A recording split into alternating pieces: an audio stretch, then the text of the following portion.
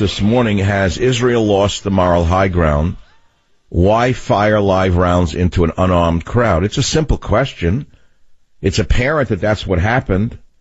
And I am afraid for the long term rather than the short term. It's easy to sit and cheer and say, yay, Israel.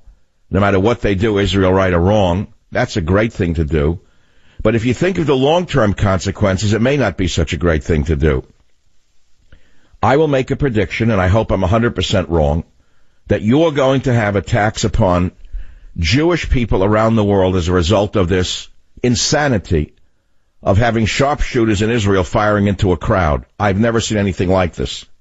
And by the way, if you read the Jewish teachings, if you actually follow the Jewish teachings, you will agree with me. Yesterday I said on this program that what Israeli troops were doing to quell the riots at their border was dead wrong. Many of you took issue with this, comparing it to us protecting our own borders here in the U.S. of A. But it is not the same thing. We do not fire live ammunition on people trying to come over our border. And that's not what's happening in Israel.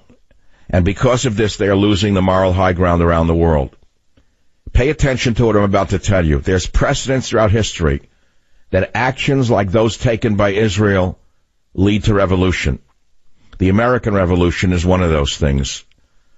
Do you remember the Boston Massacre? March 5th, 1770, British troops fired into a crowd of people who were heckling a British soldier and throwing snowballs at him. Little thing like that. Well, this caused intense public protest and threats of violence and caused the removal of British troops from Boston. But it was the spark of the American Revolution. The British erred again, and their empire started to crumble when in 1919 in India,